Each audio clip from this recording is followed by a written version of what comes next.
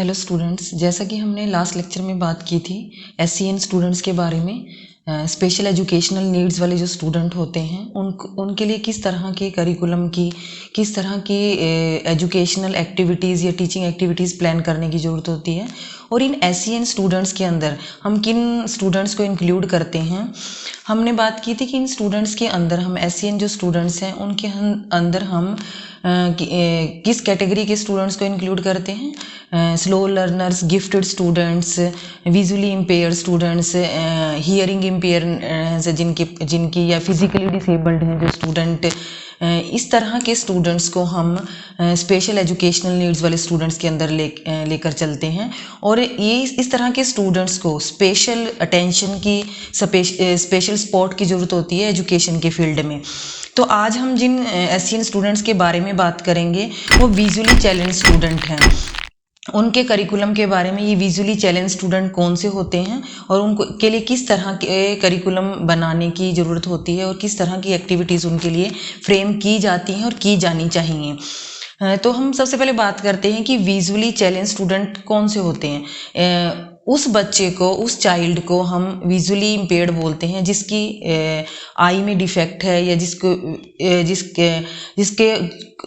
जिसके आई में डिफेक्ट है, या जिसको कम दिखता है। एक पर्टिकुलर कैटेगरी रखी गई है, एक पर्टिकुलर विज़न रखी गई है। अगर उस बच्चे को उससे कम दिखता है तो उसको हम विजुअली चैलेंज स्टूडेंट के अंदर रखते हैं। तो ये भी दो तरह के होते हैं, विजुअली इम्पेयर्ड स्टूडेंट दो तरह के होते हैं। एक तो पार्शियली ब्लाइंड है और एक टोटली ब्लाइंड है। पार्शियली ब्लाइंड के अंदर जिनकी विजुअल इक्विटी, उन स्टूडेंट्स की, उन बच्चों की जिनकी विजुअल इक्विटी 20/200 होती है, उनको हम पार्शियली ब्लाइंड चाइल्ड के अंदर रखते हैं। अब आप पूछोगे कि ये 20/200 क्या है। 20/200 का मतलब है कि जिस ऑब्जेक्ट को एक नॉर्मल बच्चा 200 फीट की दूरी से देख सकता है, उसको ये बच्चे सिर्फ 20 फीट की दूरी से देख पाते हैं।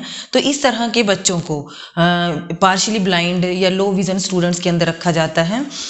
लो विजन स्टूडेंट्स के अंदर जो स्टूडेंट आते हैं, जो लीगली अगर हम बात करें, अगर लीगल जो डिसाइड किया गया है लीगल तौर पे कि जिन बच्चों की आई साइट जो है 20/200 या 70/200 है या इससे भी कम है, उनको करेक्टिव मेजर लेने के बाद भी, करेक्टिव मेजर मीन्स कोई लेंस लगाने के बाद या कोई स्पेक्स लगाने के बाद, उनको करेक्टिव मेजर बोलते हैं। कि अगर करेक्टिव मेजर लेने के बाद भी किसी बच्चे की आई साइट जो है वो 20/200 या 70/200 या उससे भी कम है, उसको हम पार्शियली ब्लाइंड या लो विजन कैटेगरी के अंदर रखते हैं। दूसरे जो होते हैं वो टोटली ब्लाइंड होते हैं। वो उनकी टोटली ब्लाइंडनेस, उनको बिल्कुल ही नहीं दिखाई देता है और उनकी विजन के ऊपर, अब लो विजन वाले स्टूडेंट्स के जो विजन है उसकी हम कुछ हद तक रिलाई कर सकते हैं, उनकी विजन पर वो कुछ हद तक रिलायबल होती है। पर इनकी तो विजन होती है जो टोटली ब्लाइंड की, वो बिल्कुल रिलायबल नहीं होती है।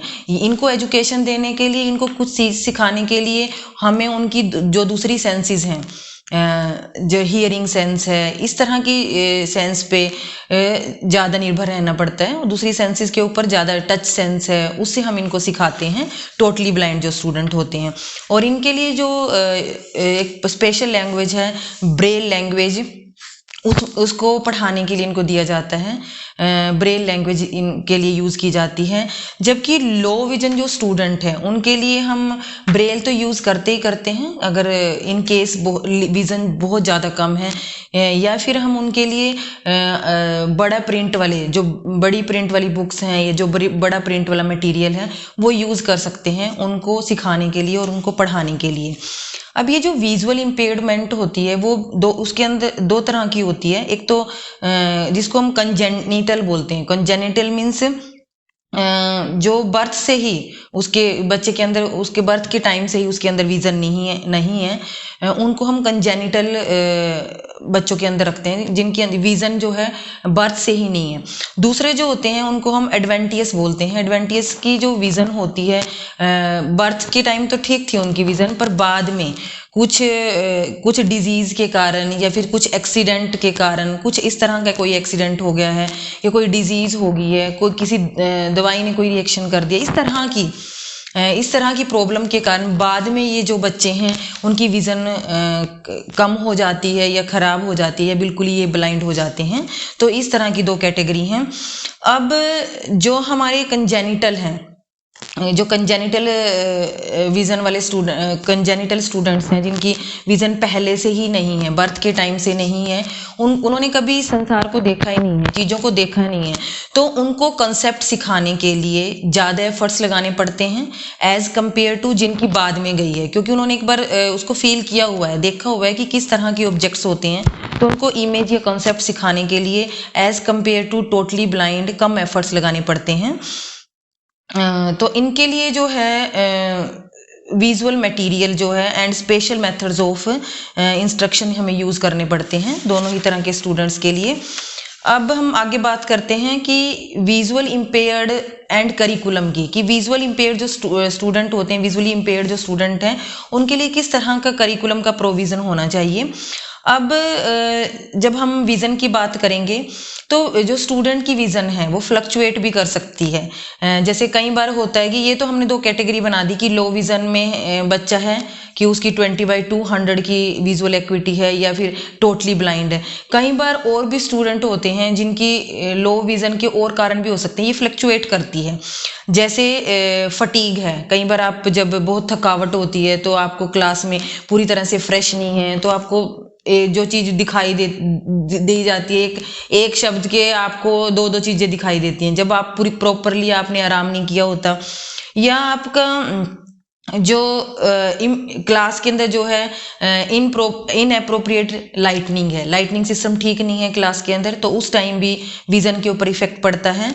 ग्लेयर मतलब जैसे ग्लेयर का मतलब है कि रिफ्लेक्शन आ रही है, जैसे रिफ्लेक्ट होके वहाँ से वो चीज़ दिखाई देनी बंद हो जाती है। मेडिकेशन, कई बार आप दवाई जो लेते हैं उसकी वजह से भी आपकी विज़न जो है लो हो जाती है, कोई आप किसी डिजीज़ की आप दवाई ले रहे हैं, या जनरल हेल्थ, कई बार जनरल हेल्थ है, जैसे आपको मान लीजिए कोल्ड हो रखा है उस टाइम पे, तो कोल्ड में भी हमारी आईज से पानी बहना शुरू हो जाता है या विज़न उस टाइम कम हो जाती है। तो इस तरह की थोड़े टाइम के लिए तो इस तरह की जो प्रॉब्लम आ सकती हैं, 2 कैटेगरी तो हमने बनाई है, लो विज़न वाले और पार्शली ब्लाइंड हैं और जो टोटली ब्लाइंड है। उसके अलावा भी ये कुछ फैक्टर्स हैं जिनके कारण स्टूडेंट्स की विज़न के ऊपर फ़र्क पड़ सकता है। तो इन बच्चों के लिए भी हमें इनको लिए ज़्यादा स्पेशल अरेंजमेंट करने की ज़रूरत नहीं होती, बस थोड़ी सी की लाइटनिंग सिस्टम प्रॉपर हो क्लास के अंदर, या जब भी आप पढ़ा रहे हैं तो कोई रिफ्लेक्शन ना आए, ग्लेयरिंग की प्रॉब्लम ना हो। तो इस तरह की बच्चों को आप आगे बिठा लो जिसको थोड़ा सा ज़्यादा स्पेक्स लगे हुए हैं, तो इस तरह की हम छोटे छोटे वो करके इन बच्चों के लिए क्लास के अंदर छोटे प्रोविज़न करके हम इनको एजुकेशन दे सकते हैं। अब आगे हम बात करेंगे educational needs of visually impaired pupils and curriculum. इनको किस तरह का करिकुलम, जो विजुअली इम्पेयर्ड स्टूडेंट्स हैं, चाहे हम उसमें लो विज़न वाले स्टूडेंट्स की बात कर लें या फिर टोटली ब्लाइंड की, इन स्टूडेंट्स के लिए किस तरह का करिकुलम या एजुकेशनल नीड्स होती हैं, इनकी होना चाहिए। इन बच्चों के लिए हम बात करते हैं कि जैसा नॉर्मल स्टूडेंट करिकुलम पढ़ते हैं वो करिकुलम तो ये पढ़ें, और साथ में जब हम इनको इंस्ट्रक्शंस देते हैं उसके लिए टच या हियरिंग से इनको इंस्ट्रक्शन दें, यानी कि इनको नॉर्मल क्लास के अंदर ही पढ़ाने की बात की गई है कि इनको नॉर्मल स्टूडेंट वाला ही करिकुलम पढ़ाया जाए, नॉर्मल क्लास के अंदर ही पढ़ाया जाए। और जब पढ़ाने के लिए इनको सिर्फ जैसे हम जो नॉर्मल बच्चा है उसके लिए तो आप ब्लैक बोर्ड पर लिख देते हो, इस तरह से कुछ चीज़ दिखा देते हो कंसेप्ट डेवलपमेंट के लिए, पर इन स्टूडेंट्स के लिए हमें ज़्यादातर टच के ऊपर और हियरिंग के ऊपर ही रिलाई करना पड़ेगा। तो वो थेरेपी हमें, वो चीज़ें हमें, वो एड ज़्यादा यूज़ करनी पड़ेंगी जिसमें इनकी हियरिंग जो एबिलिटी है और जो टच वाली जो एबिलिटी है, जो सेंस है, वो ज़्यादा यूज़ हो। इनके लिए हम 2 तरह के करिकुलम की बात करते हैं जिसको हम ड्यूअल करिकुलम बोलते हैं। विजुअली इम्पेयर्ड स्टूडेंट्स के लिए ड्यूअल करिकुलम का प्रोविज़न है। फर्स्ट जो है ड्यूअल करिकुलम में 2 तरह का, ड्यूअल मीन्स 2 टाइप्स का करिकुलम। एक तो जो हम ट्रेडिशनल एकेडमिक क्लासेस के अंदर जो इंस्ट्रक्शन देते हैं, जो नॉर्मल बच्चों को देते हैं, उसी तरह की इंस्ट्रक्शन, जैसे मैथ्स आपने पढ़ाया, एसएसटी पढ़ाई है, इंग्लिश पढ़ाई है, इस तरह का इंस्ट्रक्शन, इन एकेडमिक सब्जेक्ट से रिलेटेड इंस्ट्रक्शन। दूसरा जो है इनकी जो डिसेबिलिटी है उससे रिलेटेड जो इंस्ट्रक्शन हमें इनको प्रोवाइड करते हैं। कुछ स्पेसिफिक स्किल्स की बात की गई है इनके लिए कि नॉर्मल करिकुलम तो पढ़ाया जाए पर कुछ स्पेसिफिक स्किल भी इनके अंदर डेवलप की जाए, जैसे स्पेशल एकेडमिक स्किल। एक तो फर्स्ट जो है स्पेशल एकेडमिक स्किल, जैसे आप इसको बच्चों को ब्रेल जो लैंग्वेज है, आप इंग्लिश हिंदी जो सिखाते हैं वो तो सिखाते हैं, जो ब्रेल लैंग्वेज है उसकी वो स्पेशल उसके लिए ज़रूरत है उसको, तो वो वाली स्किल उसको शुरू से ही डेवलप करनी शुरू कर दी जाए बचपन से ही। दूसरी है इनकी कम्युनिकेशन स्किल की बात की गई है कि कम्युनिकेशन स्किल इनके अंदर डेवलप की जाए कि ये अपनी बात को कह सकें, दूसरे की बात को समझ सकें।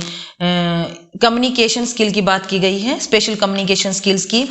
सोशल इमोशनल जो स्किल्स हैं उनकी बात की गई है कि सोसाइटी में किस तरह से रहना है, किस तरह से बिहेव करना है, इस तरह की स्किल की बात की गई। सेंसरी मोटर स्किल कि ऐसा नहीं है कि इन बच्चों को दिखाई नहीं देता तो आप इनको फिजिकल एक्टिविटी की ज़रूरत नहीं है, इनको भी अपनी मोटर स्किल डेवलप करने की ज़रूरत होती है, क्योंकि बॉडी को फिट रखने के लिए हर किसी को फिजिकल फिटनेस के लिए फिजिकल एजुकेशन की ज़रूरत होती है। तो कहते हैं कि इन बच्चों को हम कहते हैं कि नॉर्मल, चलो ठीक है, नॉर्मल बच्चों की तरह आप इनको नहीं फिजिकल एक्टिविटी करा सकते, पर इन बच्चों की भी सेंसरी मोटर स्किल डेवलप होनी चाहिए इनके लेवल की एक्टिविटीज़ को यूज़ करके। और किस तरह की स्किल एक्टिविटीज़, डेली लिविंग की जो एक्टिविटीज़ हैं, जैसे टेबल मैनर्स हैं या फिर आपने ब्रश कैसे करना है, इस तरह की जो छोटी छोटी डेली एक्टिविटीज़ हैं वो आप इनको सिखाएं, वो स्किल डेवलप करनी है। करियर एंड वोकेशनल एजुकेशन की बात की गई है कि इन बच्चों को करियर एंड वोकेशनल उस चीज़ से इनके अंदर ये जो इनकी अडल्ट लाइफ है, जो बाद में जाके इनको एजुकेशन के बाद जो इनको अडल्ट लाइफ जीनी है, तो उसमें ये प्रॉपरली सेट हो सकें और कॉन्फिडेंट रह सकें, किसी के ऊपर डिपेंडेंट ना रहें। करियर एंड वोकेशनल एजुकेशन की एक और स्किल की बात की गई है इनके लिए, orientation and mobility skill. Orientation and mobility skill means अगर आपने एक जगह से दूसरी जगह पे जाना है तो जरूरी नहीं हर बार कोई ना कोई इनके साथ जाएगा डिपेंडेंट, तो इस तरह की इनको ओरिएंटेशन एंड मोबिलिटी स्किल सिखाई जाए कि एक जगह से दूसरी जगह ट्रैवल करना है तो किस तरह से करना है आपने, वो टेक्निक्स इनको सिखाई जानी चाहिए। तो एक स्किल्स की यानी दो तरह के करिकुलम की बात की गई है, जो लो विजन वाले या जो टोटली ब्लाइंड स्टूडेंट्स हैं उनके लिए। एक तो इनको ट्रेडिशनल एकेडमिक सब्जेक्ट पढ़ाए जाएं जो आप नॉर्मल स्टूडेंट्स को पढ़ाते हैं, दूसरा ये जो स्किल हैं, इन 7 स्किल्स की बात की गई है कि ये इनको सिखाई जाएं इन बच्चों को। आगे हम बात करेंगे जो ये ड्यूअल करिकुलम हमने बात की है, इसके 2 कंपोनेंट हैं। फर्स्ट कंपोनेंट के अंदर हम रेगुलर एकेडमिक कंपोनेंट जिसको बोलते हैं, जो स्टेट ही डिटरमाइन करता है, कंट्री या जो स्टेट गवर्नमेंट ही है वो डिटरमाइन करती है कि वो किस तरह का होगा इनके लिए सिलेबस है। जो एक नॉर्मल बच्चे के लिए होता है ऑब्वियसली है वही उसी तरह का सिलेबस इनके लिए बनाया गया है, फर्स्ट जो कंपोनेंट है। पर इनके लिए कुछ स्पेशल अलाउंसेस का प्रोविज़न है गवर्नमेंट की तरफ से, उनकी स्पेशल नीड्स को देखते हुए कि स्पेशल ट्रेनर कुछ एक करिकुलम एरियाज़ में इनको जो सिलेबस है, नॉर्मल सिलेबस है, वहाँ स्पेशल ट्रेनर्स की इनकी स्पेशल नीड्स होती हैं, तो उसके लिए अलाउंसेस गवर्नमेंट प्रोवाइड करती है ताकि इन स्टूडेंट्स की जो स्पेशल नीड्स हैं उनको टैकल किया जा सके। और उसी तरह जैसे कि नॉर्मल स्टूडेंट को एक ग्रेड लेवल से जैसे 5th से 6th में प्रमोट करना है, 7th से 8th में करना है, उसी तरह इन स्टूडेंट्स को भी प्रमोट किया जाता है। तो ये फर्स्ट कंपोनेंट है ड्यूअल करिकुलम का। सेकंड कंपोनेंट में है जो इनकी जो अपनी इंडिविजुअल नीड्स हैं, जैसे ये प्रॉपरली देख नहीं पाते हैं तो एक नॉर्मल बच्चे की तरह कंसेप्ट नहीं ग्रैस्प कर पाते हैं, तो उन इंडिविजुअल नीड्स को देखते हुए इनके लिए एक स्पेशल ट्रेंड टीचर्स का प्रोविज़न करने की बात कही गई है ड्यूअल करिकुलम के अंदर, जो इनकी स्पेशल नीड्स को देखते हुए ही इनको स्किल सिखाए। तीसरा इनके लिए वर्क एक्सपीरियंस प्रोग्राम की बात की गई है कि इनको शुरू से ही जब ये छोटे होते से ही वर्क एक्सपीरियंस इनको, उसको हम करियर एंड वोकेशनल ट्रेनिंग भी बोलते हैं कि इनको छोटे छोटे काम जो सिखाए जाएं, जैसे टोकरी बुनना है, इस तरह स्मॉल स्केल इंडस्ट्रीज जिनको बोलते हैं, जिनमें काम होते हैं, वो ये वाले बच्चे बड़ी अच्छी तरह से करते हैं। पेंटिंग जो है इनकी एक सेंस तो नहीं होती पर ये दूसरी सेंसेस को बड़ी अच्छी तरह से यूज़ करते हैं। तो ये वर्क एक्सपीरियंस का प्रोविज़न इनके लिए होना चाहिए ताकि इनको सेटिस्फेक्शन हो सके कि हम बाद में भी अपनी एडल्ट लाइफ में किसी के ऊपर डिपेंड नहीं रहेंगे और हम अपना अपने लिए जो भी है कमाना है, खाने के लिए जो भी कमाना है, जब कोई काम करना है वो ईजिली कर पाएंगे। ये ऐसे बच्चे जैसे दिवाली पे है, ये मोमबत्ती बड़ी अच्छी बनाते हैं, उसको सेल करना या राखी बड़ी अच्छी बनाना, वो सेल करना, इस तरह की छोटी छोटी वर्क एक्सपीरियंस वाले काम इन बच्चों के लिए को कराए जाने चाहिए और कराए जाते भी हैं। नेक्स्ट जो है हम बात करेंगे, अब ये तो हमने ड्यूअल करिकुलम की बात की गई थी कि दोनों के लिए, लो विजन वाले स्टूडेंट्स के लिए भी और पार्शली ब्लाइंड जो होते, पार्शली ब्लाइंड के लिए भी और टोटली ब्लाइंड के लिए भी। अब हम इनके लिए अलग अलग यूनिक करिकुलम की बात करेंगे। Unique curriculum needs for student with low vision. पहले लो विजन जो स्टूडेंट्स हैं उनके लिए बात करेंगे हम, किस तरह का करिकुलम हो उनके लिए, यूनिक करिकुलम किस तरह का हो। एक तो फर्स्ट जो है विजुअल एफिशिएंसी, उनकी विजुअल एफिशिएंसी को देखते हुए, अभी हमने बात की कि जो लो विजन वाले जो स्टूडेंट होते हैं उनके अंदर विजन होती है पर इतनी ज़्यादा नहीं होती, तो जितनी भी उनकी विज़न है उसको एफिशिएंटली यूज़ किया जाए। अगर उसकी 70/200 की है या 20/200 की, जितनी भी उसकी विज़न है, टीचर उसको समझ के उसको एफिशिएंटली यूज़ करे। जैसे प्रिंट बड़ा उसको करके बता सकता है टीचर, या कुछ एड, विजुअल एड यूज़ करके उसको बता सकता है करिकुलम। तो उनकी विजुअल एफिशिएंसी को प्रॉपरली यूज़ किया जाए।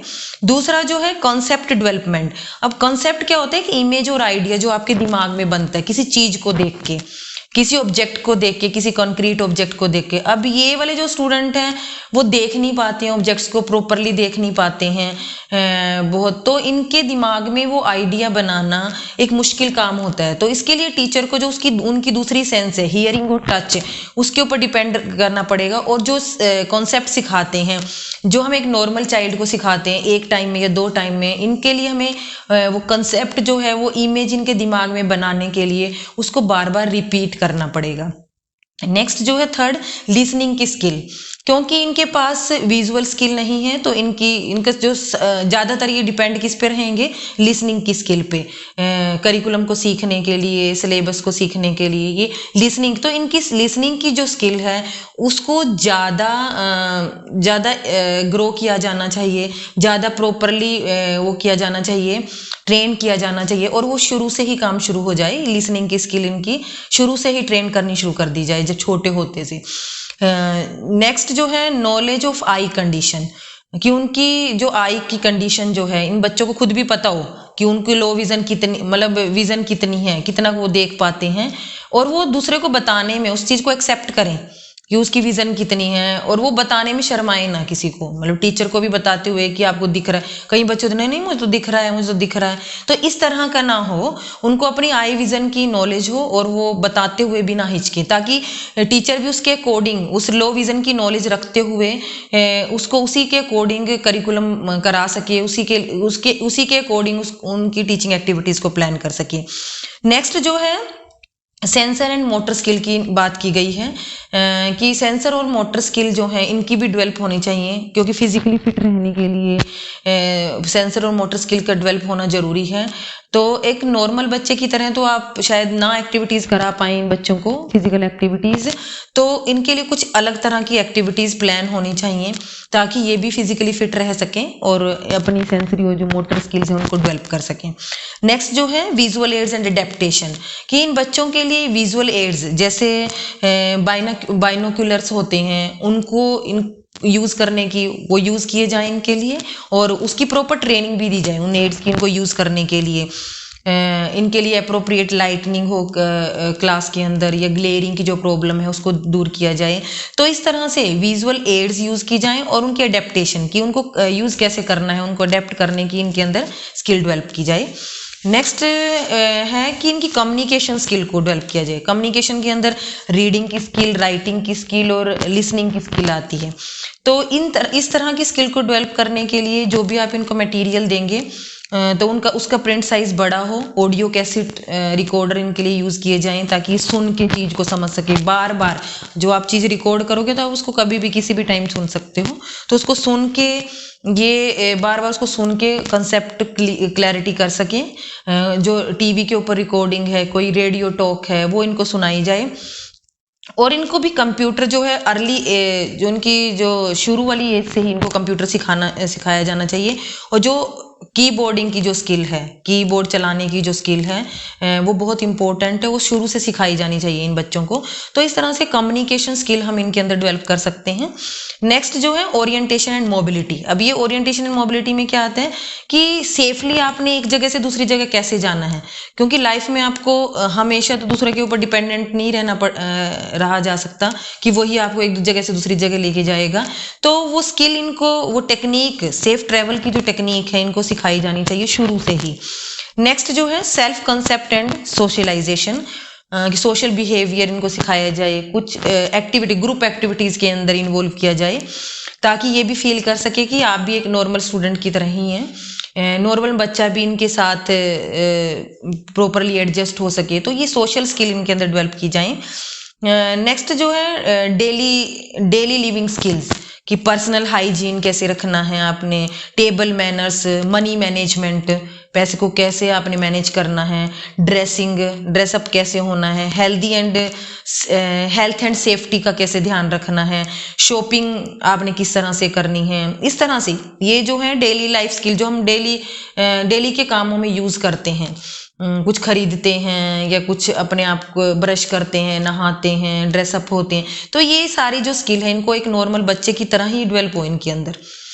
नेक्स्ट जो है करियर एजुकेशन, करियर एजुकेशन दी जाए। हमने पहले भी बात किया था वर्क एजुकेशन की, छोटे छोटे जो काम है इनको सिखाए जाएं ताकि बाद में ये जो है अपने अडल्ट होते होते इतने काबिल हो सकें कि किसी के ऊपर डिपेंडेंट ना रहे, अपने लिए जो कमाना है ये खुद कमा सकें। और ये जो करियर एजुकेशन भी दी जाए इनकी स्ट्रेंथ और वीकनेस को देखते हुए, इनके इंटरेस्ट को देखते हुए, एक ही नहीं एक ही सारे बच्चों को एक ही जैसी, इनका भी इंटरेस्ट मैटर करता है। अगर किसी बच्चे को पेंटिंग में इंटरेस्ट है, वो पेंटिंग बड़ी अच्छी कर लेता है, यही विजुअली इम्पेयर्ड बच्चा है जो, तो आप उसके लिए वो वाली स्किल इसके अंदर डेवलप करें, उसी से वो अपना पैसा कमाए बाद में जाके। तो इस तरह की करियर एजुकेशन की बात की गई है। आगे है recreational and leisure time activities, कि इनको भी जरूरत होती है कि जो खाली टाइम है उसमें ये किस तरह की एक्टिविटीज, आप हर एक नॉर्मल जो पर्सन है वो चाहता है कि वो एंजॉय करे, अपनी हॉबीज को डेवलप करे। इसके लिए ड्रामा है, म्यूजिक बड़ा अच्छा, इनका म्यूजिक में बड़े अच्छे होते हैं जो विजुअली इम्पेयर्ड बच्चे होते हैं। तो इस तरह की हॉबी, म्यूजिक सुना के इस तरह की हॉबीज इनके अंदर डेवलप हो। नेक्स्ट जो है लास्ट सेक्सुअलिटी एजुकेशन, सेक्स के बारे में भी इनको अवेयर किया जाना चाहिए कि जेंडर आइडेंटिटी क्या होती है, जेंडर आइडेंटिटी मेल और फीमेल के बारे में, appropriate ways of showing affection, कि अगर आपने किसी के प्रति अफेक्शन शो करना है उसका प्रॉपर तरीका क्या है। नेक्स्ट जो है नॉलेज ऑफ सेक्सुअली अब्यूज, क्योंकि मोस्टली देखा जाता है कि जो इस तरह के बच्चे होते हैं, इम्पेयर्ड बच्चे होते हैं, वो ज़्यादा शिकार होते हैं अब्यूजनेस का। तो इनको अवेयर किया जाना चाहिए शुरू से ही कि कौन से जो टच है, जो बैड और गुड टच जो हम एक नॉर्मल बच्चे को सिखाते हैं वो इनको भी सिखाए जाने चाहिए। And how to control your emotions को कैसे कंट्रोल करना है और उनको स्टेबल कैसे रखना है, इस तरह की सेक्सुअल एजुकेशन इन बच्चों को प्रोवाइड की जाए। तो ये हमने बात की लो विजन वाले जो स्टूडेंट हैं उनके लिए यूनिक करिकुलम की, उनके लिए किस तरह का करिकुलम हो। तो आज की वीडियो के लिए इतना ही। अगर आपको वीडियो पसंद आई है तो इसको लाइक कीजिए, चैनल को सब्सक्राइब कीजिए और कमेंट करना बिल्कुल ना भूलिए। Thanks for watching this video.